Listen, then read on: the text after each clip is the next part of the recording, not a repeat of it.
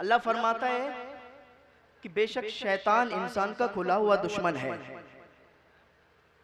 शैतान हमारा भी दुश्मन है, हमारे बाप दादा का भी दुश्मन है।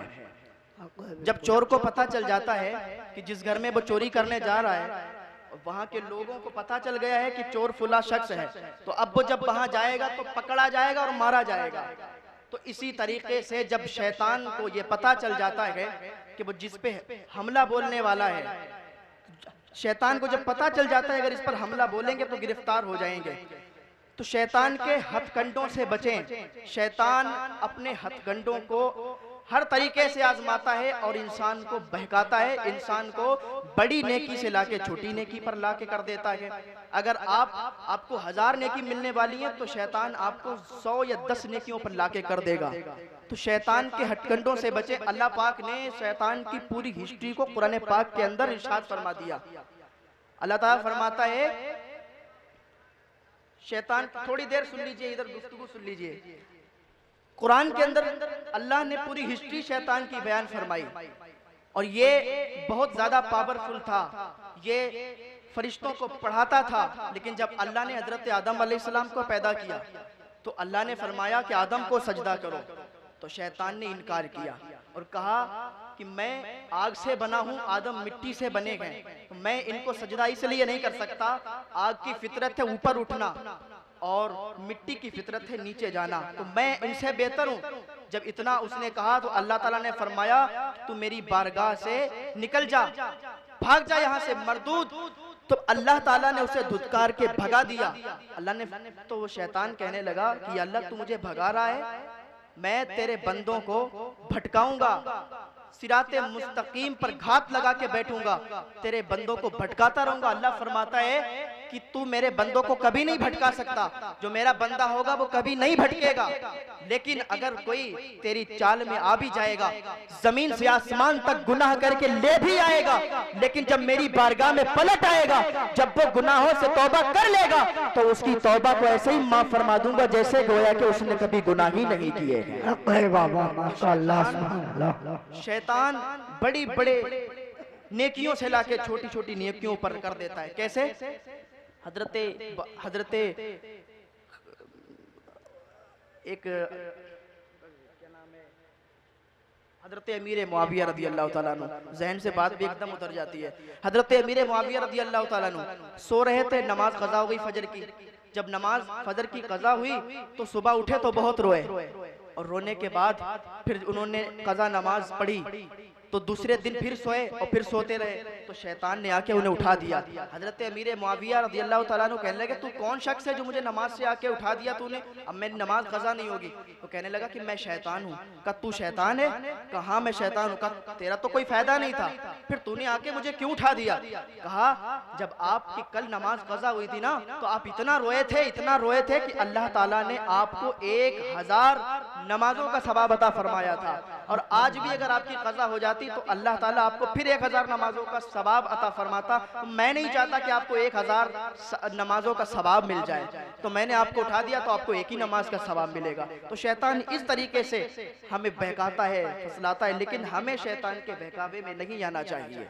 हमें और फैमिली लाइफ में, इंसान की फैमिली लाइफ में शैतान का बड़ा जबरदस्त रोल होता है। आजकल तलाक वाले मैटर बहुत ज्यादा आते हैं, हमारे पास अक्सर फोन आते हैं वो तलाक के मसले में कि तलाक हो गई, वो हमारे शोहर राजी नहीं है, शोहर कहता है वो हमारी बीवी राजी नहीं है। ये शैतान इनके अंदर इतनी फूट डाल देता है, 1-2 महीने के बाद शादी होती, इधर उधर फोन आना शुरू हो जाता है, साहब वो तलाक का मैटर हो गया। तो क्यों? ये शैतान हमारे अंदर वो फूट डालता है और इस तरीके से करता है। तो हमें चाहिए कि हर वक्त हम अल्लाह की इबादत में लगे रहें और हर वक्त दरूद शरीफ पढ़ते रहें, दरूद शरीफ का ज्यादा से ज्यादा विर्द करें। आपको मैं एक बात बता के फिर रुखसत होना चाहता हूँ, उसके बाद देखूंगा माहौल आपका कैसा है कि शैतान किस तरीके से इंसान को बहकाता है। एक आबिद था, उसका नाम बरसीसा था।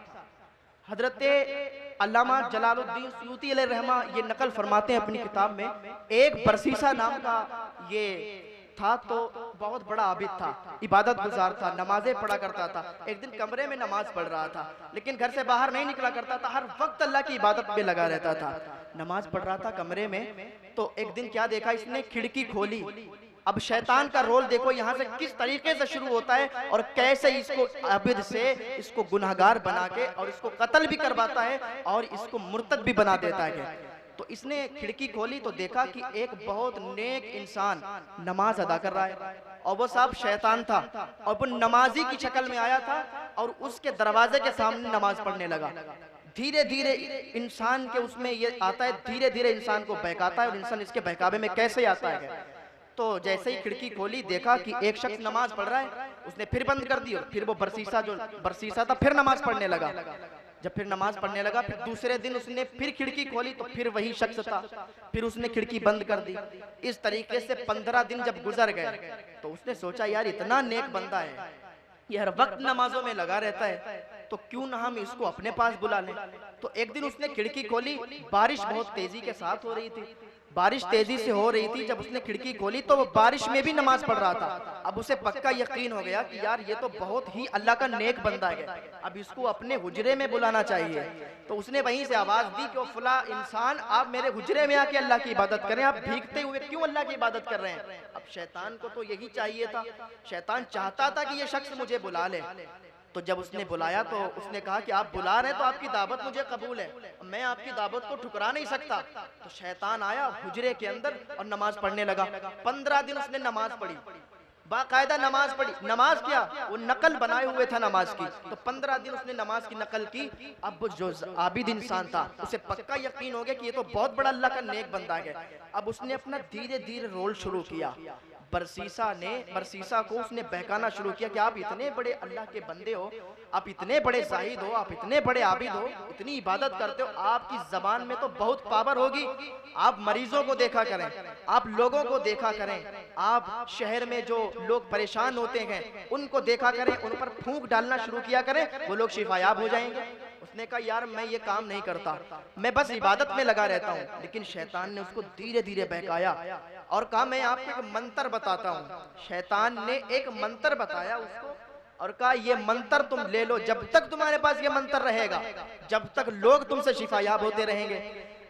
1 महीना इबादत करने के बाद शैतान चला गया, उसने अपना काम यहीं से शुरू कर दिया। अब देखिए बरसीसा नाम का जो आबिद था उसका रोल क्या है।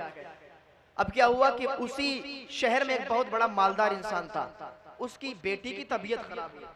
जब उसकी बेटी की तबीयत खराब हुई तो उसने सोचा कि अब किसके पास ले जाएं, उस पर जिन्नाती खलल हो गए और इसी शैतान ने जाके उस पर असर कर दिया और उसको बीमार कर दिया। और फिर उनके दिलों में यह डाल दिया कि बरसीसा नाम का शख्स है, उसके पास चले जाओगे, उसके पास एक ऐसा मंत्र है कि वो मंत्र फूकेगा कि तुम्हारी बेटी सही हो जाएगी। अब किस तरीके से ये डाल रहा है, अभी उधर गया। अब वो जो मालदार इंसान था उसकी बेटी बीमार थी, उसने कहा चलो बरसीसा के पास चलते हैं, लेकिन बरसीसा तो देखता ही नहीं। उसने कहा तुम जाओ तो सही, उसको मंत्र अभी मिला है, अब वो जब मंत्र पढ़ के फूकेगा तो तुम्हारी बेटी शिफायाब हो जाएगी। अब ये मालदार इंसान अपनी बेटी को लेके उस बरसीसा नाम के आबिद के पास गया और जब आबिद ने देखा तो कहने लगा, उसने सोचा कि अभी तक तो मैंने कोई फूंक नहीं डाली, कोई दुआ नहीं की, चलो मंत्र मुझे मिला है, इसको आजमाते हैं, ट्रायल लेते हैं कि देखें ये मंत्र कामयाब है या नहीं है। तो बरसीसा नाम का जो आबिद था उसने उसी मंत्र को पढ़ा और उसी लड़की पर फूंका तो लड़की फौरन सही हो गई, क्योंकि इसी शैतान ने असर किया था और इसी ने ठीक भी कर दिया। बरसीसा को होश भी नहीं। बरसीसा ने समझा कि वाकई मेरा मंत्र बहुत कामयाब है, मेरा मंत्र बहुत कामयाब है, अब तो मैं मरीजों को देखा करूंगा, अब तो मैं जो भी आएगा उस पर यही मंत्र फूंका करूंगा और मैं बहुत मशहूर हो जाऊंगा। वो बरसीसा जो कभी बाहर निकलता नहीं था, आज वो मरीजों को देखने की तमन्ना रख रहा है शैतान के बहकाने से। लेकिन इसको खबर नहीं कि हमें शैतान बहका रहा है, इसी तरीके से हमें भी शैतान बहकाता है, हमें खबर नहीं होती। तो उसने देखा और कह जाओ ठीक हो गई। 15 दिन ठीक रही लड़की और शैतान 15 दिन के बाद जाता है, फिर उस पर असर कर देता है, फिर वो बीमार हो जाती है और फिर उसके बाप से कहता है कि जाओ बरसीसा के पास, वही ठीक कर देगा, उसके अलावा शहर में कोई ठीक नहीं कर पाएगा। अब बरसीसा के पास वही लड़की भेजी गई, उसके भाई अब की लाए और बरसीसा से कहने लगे कि देखो इस पर फिर जिन्नाती खलल हो गए। ये फिर परेशान हो गई। बरसीसा ने फिर वही मंत्र फूंका और फिर लड़की सही हो गई। लड़की सही हो गई। अब इसको पुख्ता यकीन हो गया था कि हमारा मंत्र कामयाब है। इधर इस मालदार इंसान को भी पक्का यकीन हो गया था कि बरसीसा कुछ काम का इंसान है। बरसीसा जो पढ़ के फूंक देता है तो बस जो भी मरीज हो वो ठीक हो जाया करता है। आजकल हमारे मुआशरे में बहुत से ऐसे ढोंग चल रहे हैं, झाड़ फूंक का चल रहा है। लोग जाते हैं अंधाधुंध और उनसे उनको पैसे भी देते हैं, फिर कोई फायदा भी नहीं होता। तो इस तरीके के लोगों से भी बचें। तो अब क्या हुआ कि जो मालदार इंसान था वो किसी काम से पूरी फैमिली के साथ, यानी जो मर्द थे उसके यहाँ, वो सब बाहर चले गए और लड़की अकेली। तो सोचा कि बहन अकेली रहेगी, बाप ने सोचा बेटी अकेली रहेगी, तो फिर किस तरीके से हम इसको साथ में तो ले जा नहीं सकते। तो अब शैतान आया आबिद की शक्ल में और कहने लगा कि तुम्हारी बेटी यहाँ अकेली रहेगी, सेफ नहीं है। बरसीसा नाम का जो शख्स है बहुत नेक है, उसी के पास अपनी बेटी को छोड़ जाओ और फिर जब आओगे तो फिर आप उसके यहाँ से ले आना। वही एक जगह है जहाँ वो बच्ची सेफ रहेगी। तो उसने सोचा कि यार बरसीसा जो है बहुत नेक बंदा है, बहुत अल्लाह से डरने वाला शख्स है, चलो उसके पास छोड़ देते हैं। तो बरसीसा के पास वो अपनी बेटी को छोड़ के और वो चले गए दूर। 1 महीने के लिए वो चले गए। अब देखिए शैतान का क्या रोल शुरू हुआ।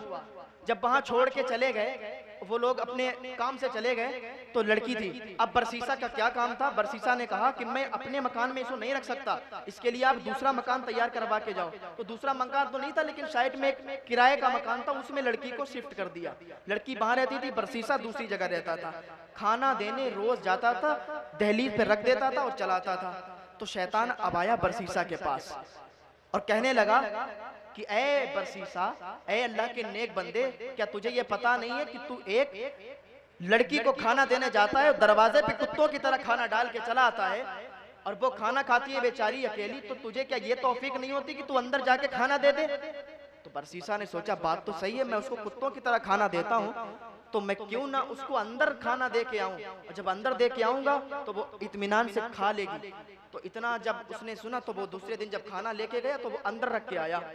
फिर इसी तरीके से 4-5 दिन गुजरे तो फिर शैतान आबिद की शक्ल में आया और बरसीसा को होश नहीं है कि ये मेरे पास शैतान आ रहा है। अब उसने क्या किया कि अब बताने लगा कि तू यहाँ अंदर रख के चलाता है, अकेली लड़की रहती है, उससे ना कोई बोलने वाला है ना कोई सुनने वाला है, तो क्यों ना थोड़ा अंदर बढ़ जाया कर और थोड़ा उसको अंदर खाना दे दिया कर जाके। तो बरसीसा ने कहा बात तो ठीक है। अब वो थोड़ा अंदर जाने लगा और अंदर खाना दे के चलाता था। अब इस तरीके से शैतान उसको बरगलाता गया और वो इस तरीके से उसके बहकावे में आता गया। धीरे धीरे उसके बहकावे, कितना नेक इंसान था, जाहिद था, आबिद था, लेकिन उसके बहकावे में आता गया।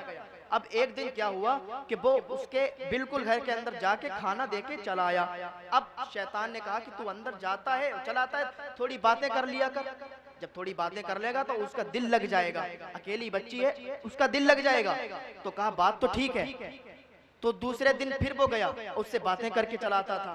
अब धीरे धीरे माहौल इतना खराब हो गया कि बरसीसा ने जिना कर लिया, माज़अल्लाह जिना कर लिया।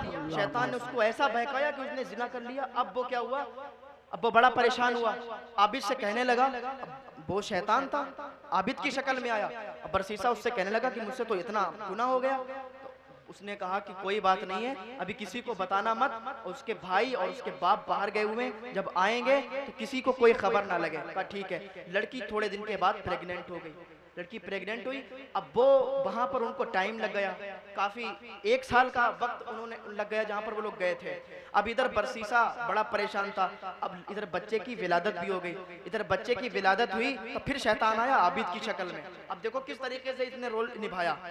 कहने लगा कि अब तो बच्चा भी हो गया, अब तो तू मार दिया जाएगा। अब वो मालदार इंसान आएगा, जब उसको पता चलेगा हकीकत, वो तो मार देगा और तुम बस बेमौत मारे जाओगे। तो कहा अब क्या करूं तुम बताओ। कहा ऐसा करो, मैंने तुम्हें इतना समझाया है, मैंने तुम्हें मंत्र दिया है, इतना कुछ किया है, तो मेरी बात मानोगे तो तुम बच जाओगे। तो क्या करूं। कहा ऐसा करो, अब जब तुम जाना तो किसी हिसाब से बच्चे को कत्ल कर देना। अब बच्चों के कत्ल करके वहीं पर दफन कर देना। अब जब वहीं पर दफन कर दोगे तो फिर कुछ बात ही नहीं बचेगी, लड़की भी नहीं बताएगी, तुम भी नहीं बताओगे, मामला खत्म हो जाएगा। उसने कहा ठीक है, बात तो तुम्हारी सही है। अब वो बहकावे में आ गया और अंदर गया। जाने के बाद लड़की से कहा कि मैं इस बच्चे को कत्ल कर दूं। अब माँ तो माँ होती है ना, माँ अपने बच्चे को कैसे कत्ल करवा देगी। उसने कहा नहीं है मेरा बच्चा है, मैं नहीं दूंगी इसे कत्ल करने के लिए। उसने जबरदस्ती छीन लिया और उसे कत्ल करके वहीं दफन कर दिया। अब लड़की भी उससे नाराज हो गई। अब वो आया उसी शैतान के पास, वो आबिद की शक्ल इख्तियार किए बैठा था। कहने लगा मैंने उसको कत्ल कर दिया, दफन भी कर दिया, अब बताओ क्या करना है। कहा अब कुछ मत करो, अब क्या करना है, लड़की भी तुमसे नाराज हो गई, अब तुम अगर बचना चाहते हो और अपने बचाव में तो तुम लड़की को भी कत्ल कर दो, ना रहेगा बांस ना बजेगी बांसुरी। लड़की नहीं होगी तो कह देना कि वो इंतकाल हो गया और वो उसको दफन कर दिया गया, कुछ बात ही नहीं होगी। अब बरसीसा आ गया इसके बहकावे में और जाने के बाद छुरा लेके गया, लड़की को भी कत्ल कर दिया और जो लड़की को कत्ल किया उसकी भी कब्र वहीं पर बना दी, दफन कर दिया। अभी इत्मीनान की सांस ली और सोचा कि मैं बच गया। थोड़े दिनों के बाद उसके भाई आ गए।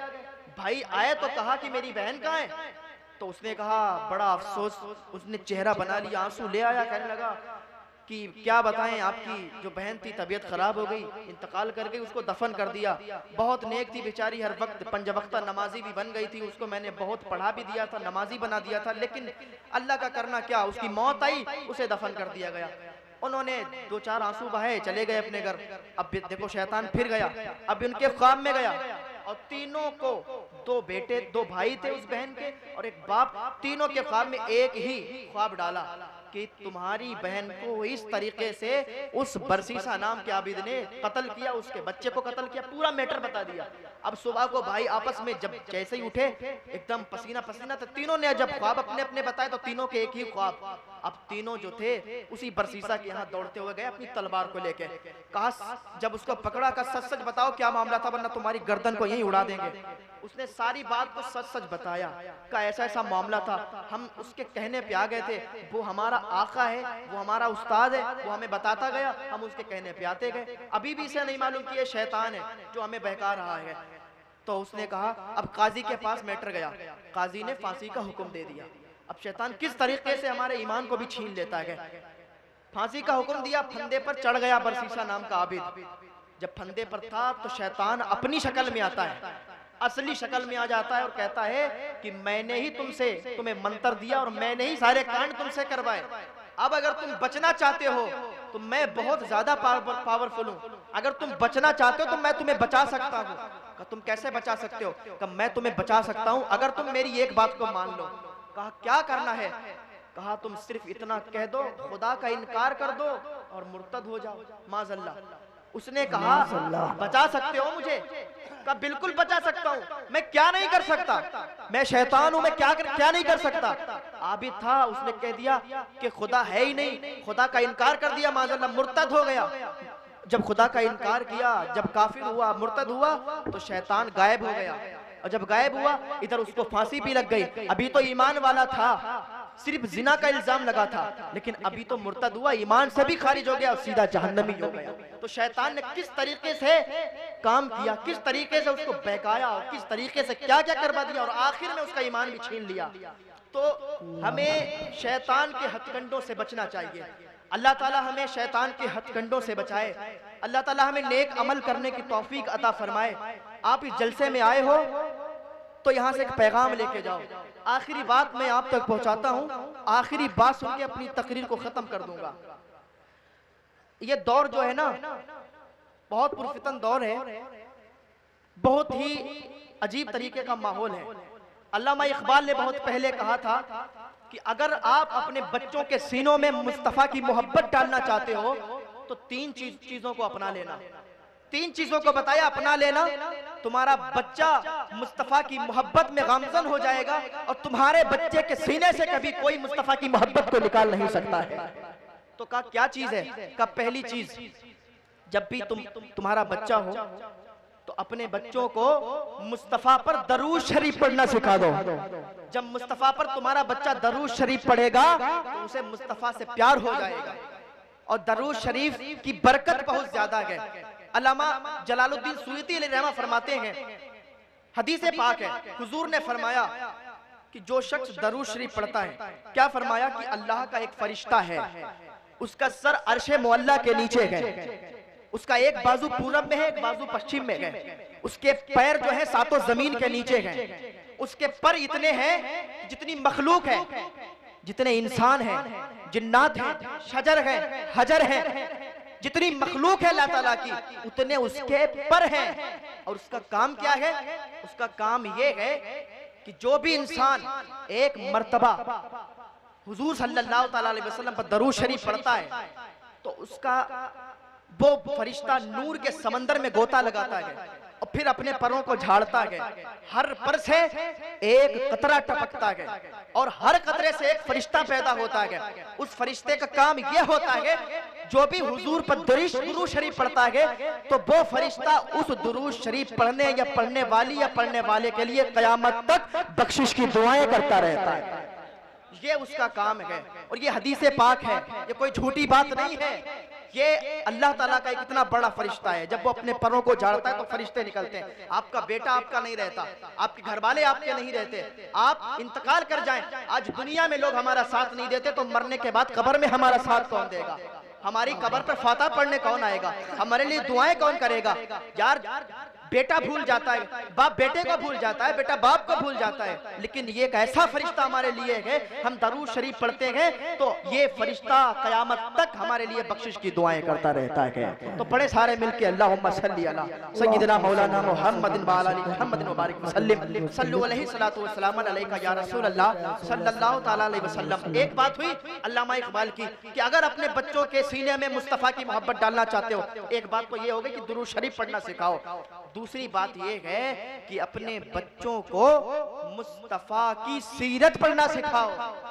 मुस्तफा की सीरत पढ़ के उनको बताओ। जब आप खुद ही नहीं पढ़े होगे तो फिर मुस्तफा की सीरत क्या पढ़ाओगे? तो आपको चाहिए कि अगर आपका एक बेटा है तो उसे मदरसे में भेज दो और उसे आलिम दीन और हाफिज कुरान बनाओ ताकि वो आपका बख्शिश का जरिया बन जाए, आपकी भी बख्शिश करवाए, आपके गांव वालों की भी बख्शिश करवाया करे। तो अपने बच्चों को आलिम दीन बनाओ, उन्हें सीरत मुस्तफा पढ़ाओ ताकि मुस्तफा की मोहब्बत उनके सीने में आ जाए। और आखिरी बात बताई कि अगर चाहते हो कि तुम्हारे बच्चे के सीने में मुस्तफा की मोहब्बत आ जाए तो उन्हें मुस्तफा का हुस्न जमाल बताया करो। मुस्तफा का हुस्न जमाल बताओ, क्योंकि दुनिया में कोई ऐसा इंसान नहीं है जैसे मेरे मुस्तफा हैं और जैसा हुस्न मेरे मुस्तफा का है वैसा हुस्न दुनिया में कोई नहीं, किसी माँ ने ऐसा बच्चा ही नहीं पैदा किया है।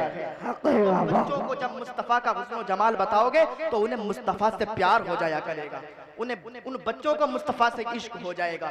बात तो बहुत लंबी चली जाएगी, मैं इस पर गुफ्तगू करूं लेकिन वक्त साथ नहीं दे रहा। मैं अपनी गुफ्तगू को यहीं पर खत्म करता हूं। अल्लाह ताला हमें नेक अमल करने की तौफीक अता फरमाए। सारे लोग कलमा शरीफ पढ़ने ला इलाहा इल्लल्लाहु मुहम्मदुर रसूलुल्लाह सल्लल्लाहु तआला अलैहि वसल्लम। मेरे पढ़ने में सुनने में आपके कोई गलती हो जाए, कोई हो गई हो, अल्लाह ताला उसे माफ फरमा दे। अल्लाह नेक अमल की तौफीक अता फरमाए, अल्लाह गुनाहों से बचने की तौफीक।